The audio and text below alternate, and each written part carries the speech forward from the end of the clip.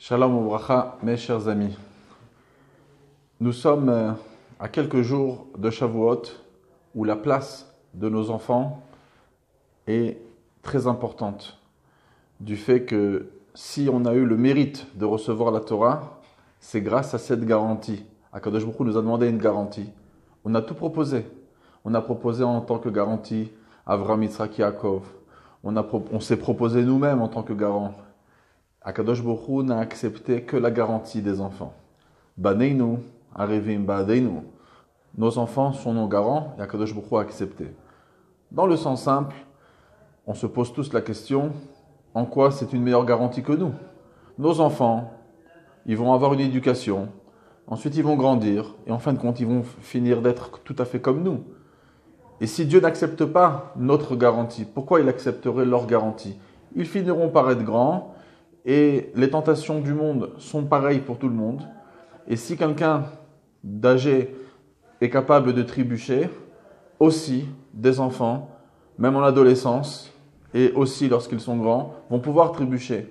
Donc si Akadosh Baruch Hu s'inquiète de cette garantie, est-ce qu'elle est valable ou pas, pourquoi accepter la garantie des enfants? La réponse est très simple.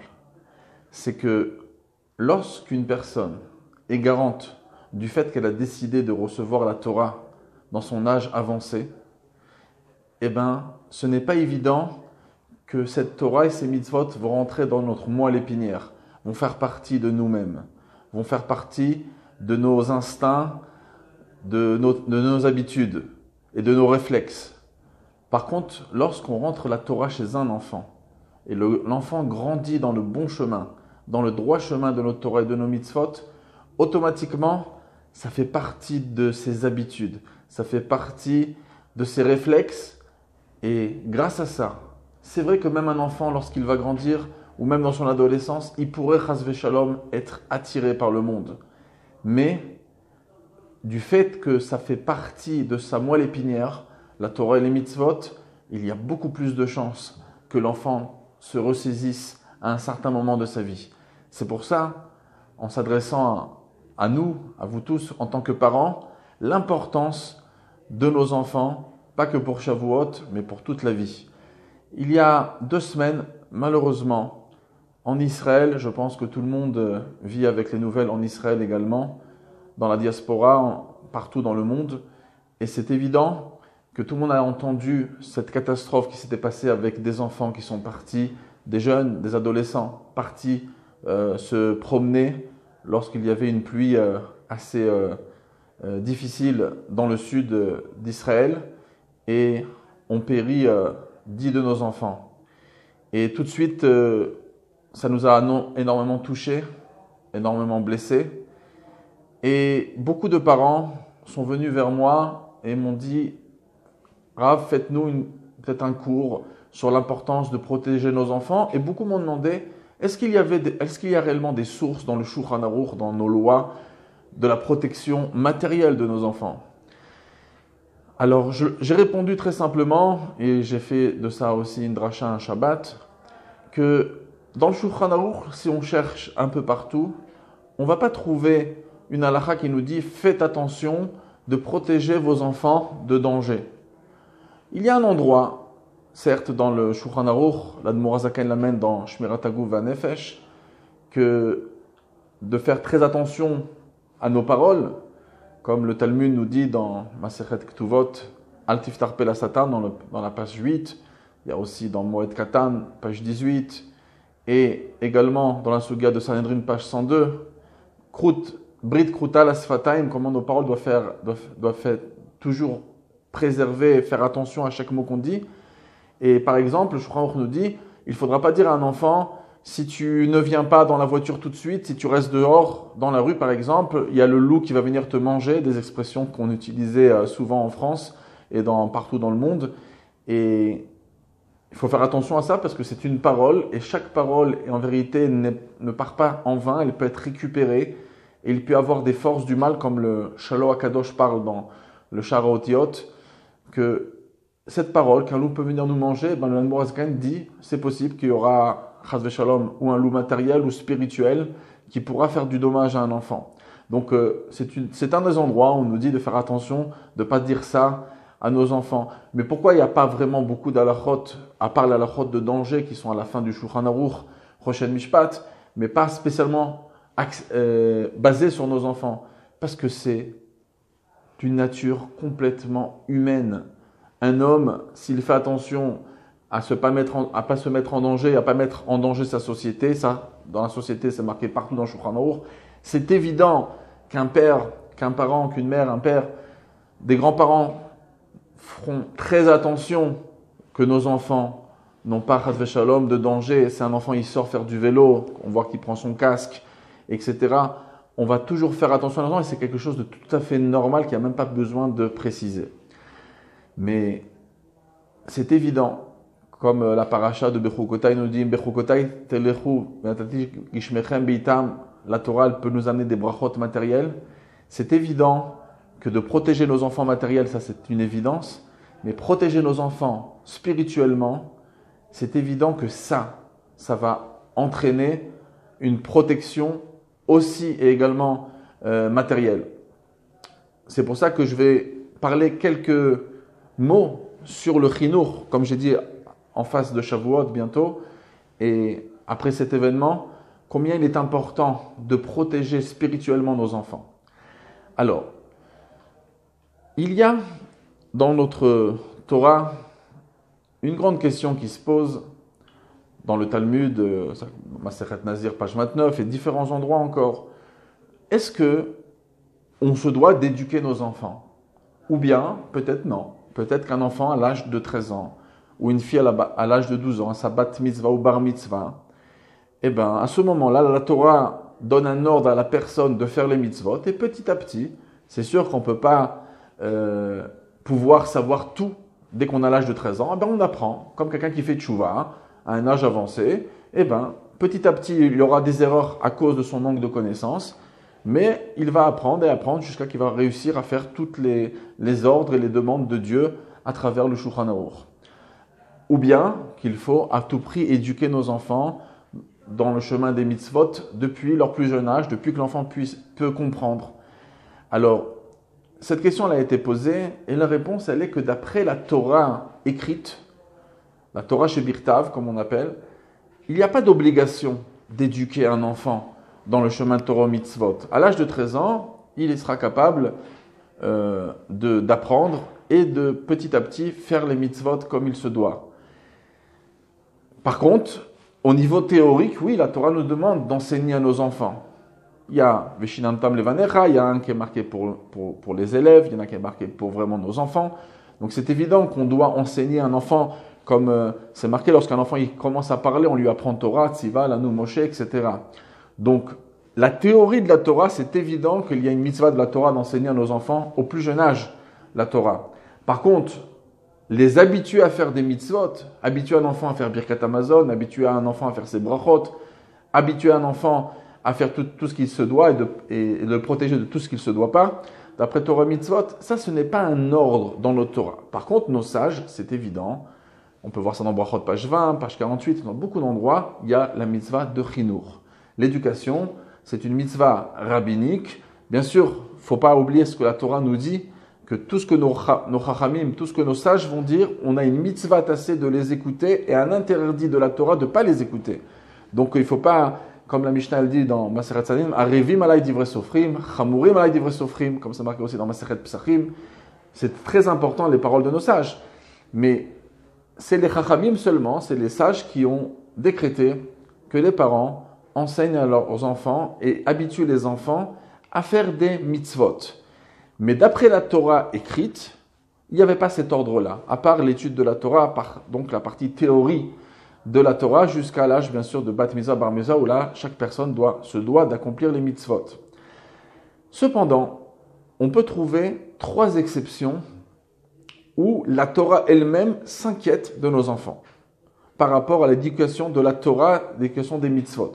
3 endroits uniquement par la Torah écrite. C'est une sugia qu'on peut retrouver, c'est un traité du Talmud Masechet Yevamot très populaire dans la page 114, où on amène différents versets, dont un verset Parashat Emor, où c'est marqué par exemple par rapport à l'impureté des Kohanim. Un Kohen se doit de faire très attention à garder sa pureté et de ne pas se rendre impur. Et la Torah nous dit, Emor el Kohanim ve'amarta alehem. Tu diras aux Kohanim et tu leur diras, c'est double demande, Emor ve'amarta. Rashi, qui est le commentaire simple de la Torah, s'arrête tout de suite sur cette fameuse question. Pourquoi ce double langage? Il répond, les azir agdolim alaktanim. C'est-à-dire que les Kohanim qui sont grands doivent faire attention aux petits Kohanim de ne pas se rendre impurs. Alors il y a différents avis à quel niveau on doit faire attention, si lui-même il va vers la Touma, mais en tout cas on peut trouver le concept de faire attention à nos enfants Kohanim de l'impureté. C'est une exception. On n'a pas trouvé dans la Torah une inquiétude que nos enfants ne font pas des interdits. Et d'un seul coup, on a cette loi par rapport à l'impureté des Kohanim. On a également un autre verset, on n'apprend pas des mots Emor ve'amarta, mais qu'on peut retrouver par rapport aux shkatzim, par rapport aux reptiles interdits à la consommation, quelque chose qui nous dégoûte d'une manière bien sûr naturelle, mais c'est interdit par la Torah. Là-bas aussi, on apprend les azir agdolim alaktanim, que les grands doivent faire attention aux enfants pour ne pas qu'ils trébuchent dans ces interdits-là de manger des reptiles. Troisième exception, et troisième endroit dans la Torah où on retrouve ce concept, c'est par rapport à l'interdit de consommer du sang. C'est pour ça que lorsqu'on achète nos viandes, on achète aujourd'hui nos viandes dans des magasins cachers qui ont déjà cachérisé la viande. Ils ont déjà salé la viande, et si on veut prendre du foie qui n'est pas encore salé, on va devoir uniquement, la permission c'est de le griller, mais tout ça parce qu'on a un interdit de manger du sang. Et dans cet interdit de manger du sang, il y a une troisième fois cette expression, les azir gdolim alaktanim. On devra faire attention, les grandes personnes feront attention aux enfants pour ne pas qu'ils trébuchent dans cet interdit. Et ça réveille immédiatement un étonnement immense. Dans notre Torah et nos mitzvot, on a 613 mitzvot. Il n'en manque pas des mitzvot de la Torah et des interdits. Pourquoi uniquement sur ces trois choses-là, nos Chachamim dans la page 114 de Yevamot nous donnent ce principe que les grands font attention aux petits.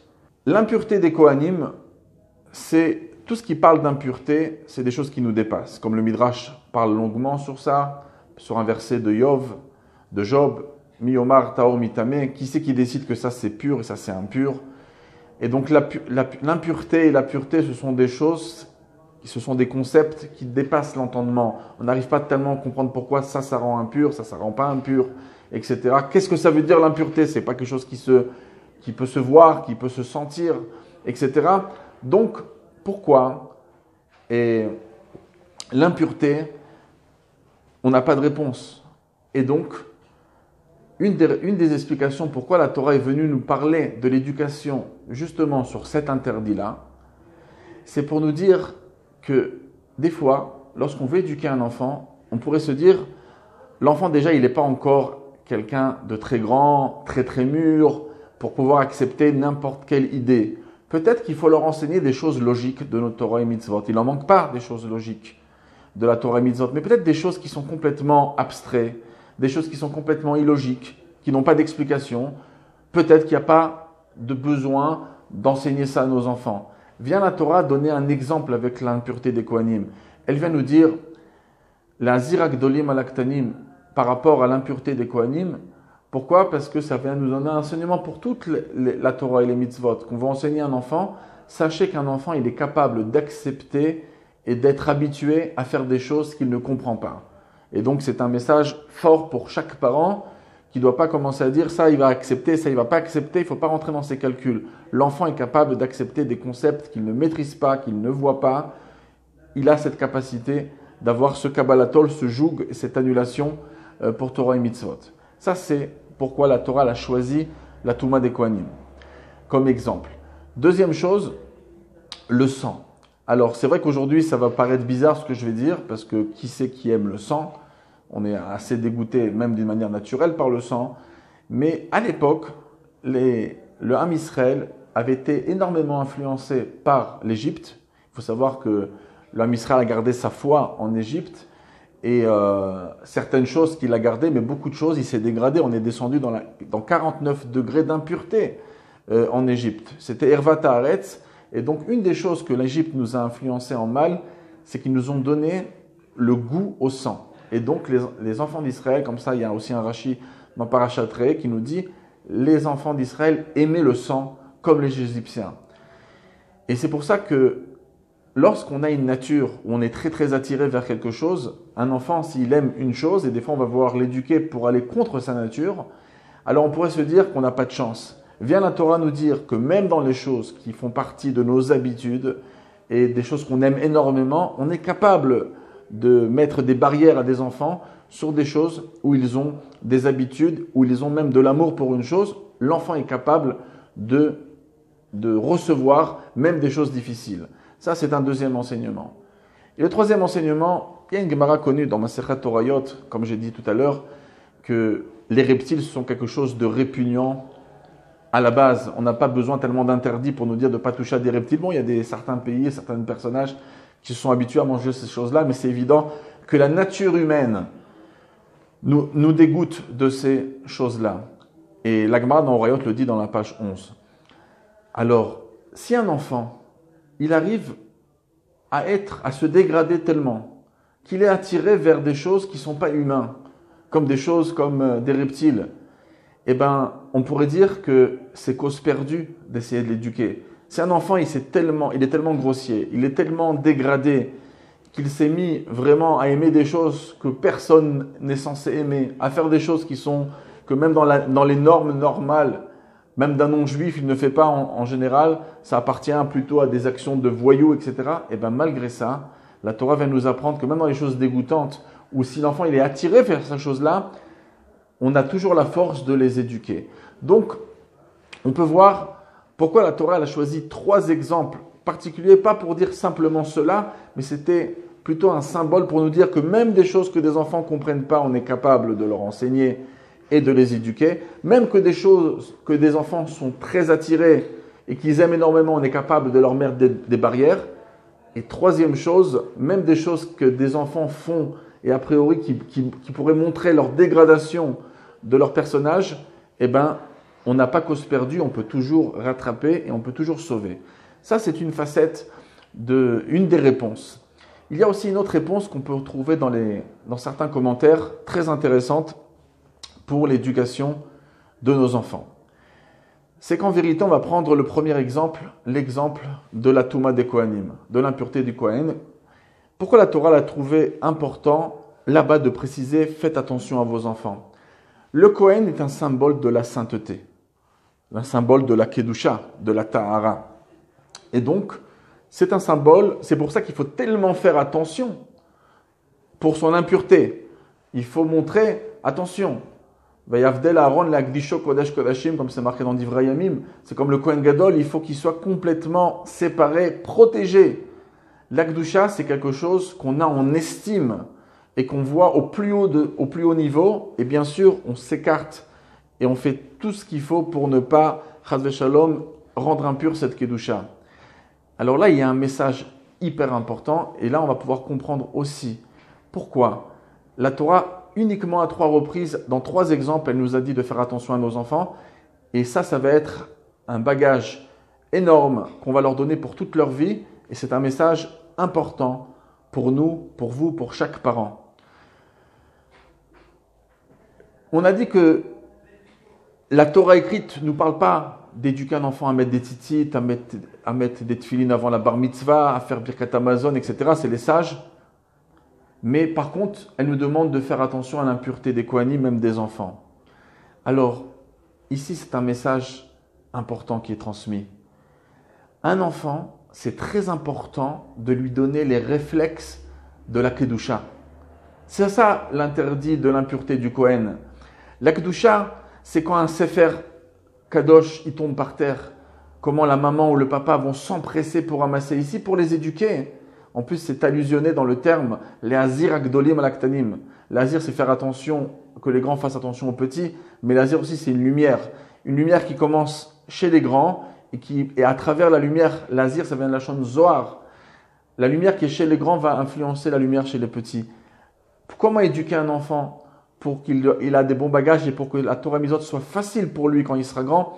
il faut s'appliquer sur la Kedusha. C'est-à-dire un sefer, il tombe par terre, on ne va pas le laisser comme ça, comme si il ne s'est rien passé. On court le ramasser, on l'embrasse quelquefois, on embrasse des mezuzot, on embrasse notre filine. On leur montre c'est quoi la Kedusha lorsqu'on arrive dans des endroits, dans des tombeaux de tzadikim. On leur montre l'importance d'un endroit où il y a des tzadikim, l'importance des rabbanim. Lorsque des rabbanim rentrent dans une salle, leur montrer comment on se lève, comment une maman elle est pressée d'aller au cours de Torah. Il faut leur donner des réflexes de Kedusha. Quand on achète des chaussures, l'avdil ou des perruques, alors on va s'investir pour avoir une très belle marque, pour avoir une très belle perruque, etc. Mais lorsque l'enfant voit ses parents acheter des mezuzot, alors on commence à réfléchir sur le prix. Si on achète un étrog, on va commencer à réfléchir, je prends un peu des fois le moins cher, etc. L'enfant, il est en train de remarquer quelle importance on donne à la Kedusha, à la Torah et aux mitzvot. Donc, le message des Kohanim, il est là pour être un message énorme. Habituer nos enfants à l'importance de la Kedusha. Montrez-leur l'exemple. C'est quoi un tzaddik? C'est quoi un rav? C'est quoi un sefer Torah? Comment on se lève? Comment on ramasse des pages, des fois, de livrets Torah qui sont tombés par terre et on ne s'empresse pas à les lever. Mais si un enfant il va voir sa mère courir, elle est assise au fond de son... sur une chaise ou sur un fauteuil où c'est dur de se lever, l'enfant va voir sa mère se lever rapidement pour ramasser et être inquiète et embrasser 3-4 fois ce livret Torah qui est tombé par terre. On est en train de rentrer à nos enfants des réflexes extraordinaires. Lorsque l'enfant il va être grand, ça va être évident pour lui la Kedusha, c'est quoi embrasser une mezouza et toutes ces choses-là, mitzvah goret mitzvah, et l'importance qu'on va montrer à la Kedusha, ça va leur entrer dans leur moelle épinière toute leur vie. Ils auront les bons réflexes, ils seront attirés à respecter la Torah et les mitzvot parce que pour eux, les enfants ont vu leurs parents. Leurs parents, c'est leur pilier. Le père et la mère, c'est la jambe droite et la jambe gauche d'un enfant. Et donc, ces piliers ont donné du respect à la Kedusha. L'enfant aura des réflexes.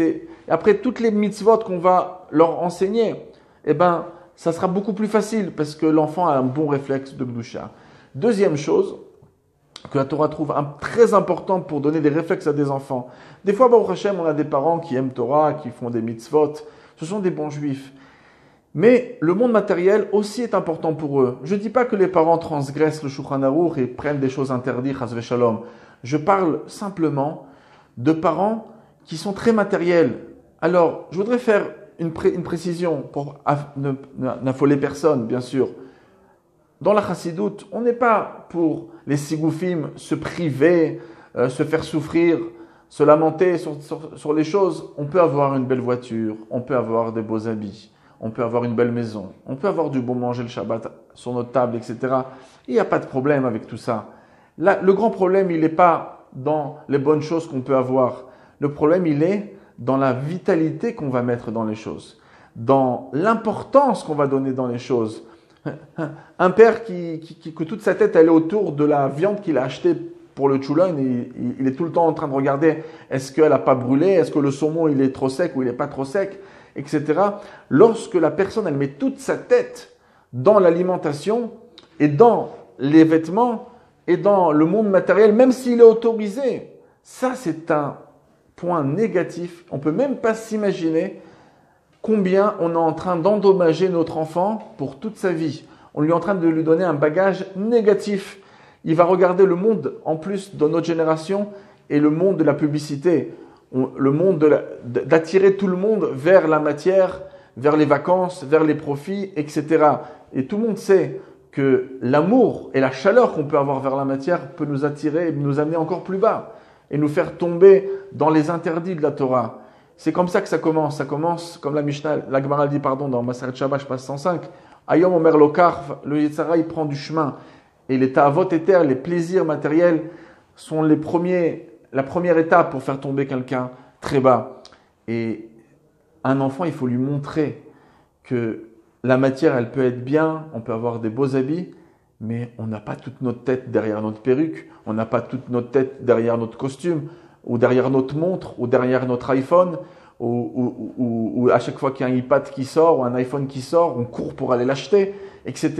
On est en train de détruire nos enfants parce que le monde matériel va être un grand ennemi du judaïsme lorsqu'il va essayer de nous avaler, de nous engloutir. Et nos parents, ils nous ont donné l'exemple qu'eux aussi, ils adorent la matière. Eux aussi, ils voient un super beau mariage avec un buffet extraordinaire, c'est Avomar préfeu partez. On voit les parents partir en courant, etc. Essayez de vous retenir. Vous pourrez manger de ce buffet, il n'y a pas de problème. Mais essayez de réfléchir quel exemple vous êtes en train de montrer à votre enfant. Ça, c'est l'interdit du sang. Le sang, ça représente l'animal, ça représente la chaleur animale, ça représente le plaisir et l'acharnement vers la matière. C'est la chaleur de la matérialité.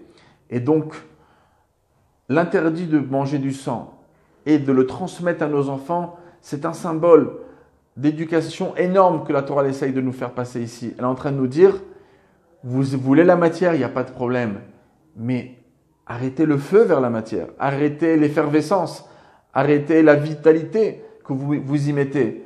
Vous avez le droit d'avoir des belles choses, mais ne mettez pas toute votre tête et ne nous montrez pas votre effervescence, parce que ça va rentrer chez l'enfant. Un enfant, même si la yeshiva lui apprend de faire Torah et mitzvot, etc., et qu'il est en train d'apprendre, mais que les réflexes que ses parents lui ont donnés, c'était des réflexes d'aimer la matière énormément, c'est tout à fait normal qu'il aura des handicaps incroyables dans Torah et mitzvot à cause de ça. Donc c'est la deuxième chose que la Torah nous demande de faire. Et la troisième chose, c'est les reptiles, les choses qui sont dégoûtantes. Alors, pourquoi l'éducation des enfants sur ces choses-là? Eh bien non, c'est un symbole. Il faut montrer à un enfant, on n'a pas le niveau des tzadikim dans le Tanya. L'Admour Hazaken va nous parler qu'il y a un niveau de tzadikim de très haut niveau, dans le 10e chapitre de Tanya, où il y a un tzadik gamour qui va avoir pour dégoût du mal. Lorsque le tzadik gamour il voit une avéra, c'est comme si que je vous montrais un serpent à manger. Ça le dégoûte. Ça le dégoûte et il en vomit. C'est comme manger un cafard à chaque fois qu'il voit un péché devant lui. On n'a pas ce niveau-là. On n'a pas le niveau d'un tzadik gamour. Le rabbi dit qu'on peut peut-être arriver dans Parashat Emor en 1991, mais c'est très très difficile, comme le Père 14 de Tanya nous dit. Donc, on n'a pas ce niveau-là, mais dans notre comportement, on est capable d'atteindre ce niveau. On est capable de montrer à un enfant qu'on s'échappe et qu'on se sauve devant les situations interdites. On arrive dans un mariage des fois, et là-bas, il commence des personnes qui ne sont pas bien habillées, là, commence à avoir des danses, etc. Si le papa, il n'a pas de problème, il reste à discuter avec sa mère, avec sa femme, avec quelqu'un, et l'enfant, il est à côté, etc. Il faut montrer que les choses qui ne sont pas de sa noix, on s'en écarte en courant. C'est qu'un exemple. Il y a énormément d'exemples. Quelqu'un qui parle du Lachon Hara, on commence à parler de mal sur quelqu'un, etc. Et bien, dans la discussion, même s'ils n'ont pas envie d'être la personne qui fait la réprimande et de faire taire les personnes, un enfant, il voit que sa maman, dès qu'on parle pas bien, non, c'est du Lachon Hara, viens, on part, etc. On ne reste pas ici. Il faut montrer à nos enfants que les péchés, ce sont des choses qui nous repoussent et qui on est dégoûté, peut-être pas au niveau du tzaddik gamour, mais dans notre comportement, on se comporte comme si on est dégoûté. Lorsqu'on voit un péché, on voit quelque chose d'interdit, ça nous écœure.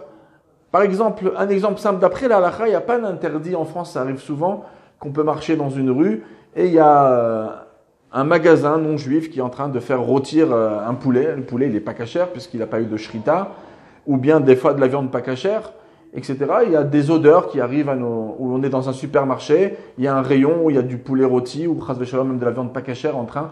Il n'y a pas d'interdit. Bon, ça arrive un peu l'odeur un peu arrive vers nous, mais ok, Alpi Halakha c'est permis, mais montrer à nos enfants que ça nous dégoûte, ça c'est un péché, c'est quelque chose d'interdit, c'est quelque chose de pas cachère, etc. On peut montrer à un enfant, viens, on passe de l'autre côté. J'aime pas passer par ce rayon, il y a des interdits. Il faut apprendre à nos enfants. C'est ça le troisième enseignement des shkatsim. Les shkatsim, c'est des reptiles, c'est des choses qui nous répugnent pour nous montrer que les choses interdites, ça doit être, on doit se comporter comme pour des reptiles. Ça doit être répugnant, au moins au niveau de notre comportement. Imaginez-vous que vous appliquez, c'est pas très compliqué à faire. C'est des choses, ces 3 exemples sont 3 exemples qui sont complètement faisables pour chaque personne. C'est vrai que, par exemple, la première chose, montrer l'importance de la Gdusha dans tous les exemples que j'ai apportés, c'est hyper important et c'est faisable. Je ne vous ai pas dit de ne pas profiter du monde. Le monde, on peut prendre des bonnes choses, mais de cacher l'effervescence que vous avez dans ça, et j'espère pas simplement faire semblant, mais d'arriver à un niveau où la personne peut prendre des bonnes choses, mais qu'elle n'a pas toute sa tête à l'intérieur, elle n'a pas toute son effervescence dans la matière. Vous ne vous rendez pas compte quel bagage vous allez donner à votre enfant. L'importance de la Gdusha, de ne pas être trop matériel, et en même temps de s'échapper et de se sauver du péché, d'une manière que de montrer des réflexes qu'on est dégoûté. Si ces 3 réflexes rentrent dans la moelle épinière d'un enfant, rien n'est gagné dans l'éducation. Il faudra toujours prier, prendre des télim et prier pour que nos enfants vont dans le droit chemin. Mais ce qui est sûr, c'est que ces 3 symboles, ces 3 comportements, l'Akdusha, ne pas être trop matériel et de s'échapper d'un péché et des interdits de la Torah, je peux vous assurer que ce sont 3 réflexes extraordinaires pour les enfants et ils vont pouvoir leur donner des bagages réels pour toute la vie. Et que Be'ezrat Hashem, de la même manière qu'à Shavuot, nos enfants ont été nos garants, nous ont fait mériter au don de la Torah, et quand on a la Torah, on a tout le bien-être qui vient avec. On a la pluie en son temps, on a la largesse et on a la matérialité. Donc, il faut s'investir. Protégeons nos enfants, bien sûr matériellement. Protéger, comme il se doit, nos enfants des choses interdites, de leur donner les bons réflexes de Gdusha, de matérialité à un niveau normal et pas être enivré par la matérialité, et de s'échapper. Lorsqu'on a tous ces 3 ingrédients, Be'ezrat Hashem, on va pouvoir mériter, comme le Rabbi Shimon Bar Yochai nous a dit que quand Mashiach va venir, ce sont les enfants, comme la Gemara de Sota page 11, que c'est les enfants qui ont reconnu en premier, qui ont dit Zekeli Vanveu, Em Ikirutrila. Ce sont nos enfants qui vont non seulement nous faire profiter des grandes révélations de la Torah et des mitzvot, la Zir Agdolim Alaktanim, et qu'on soit Zoché Asat Tekefom Yad Mamash.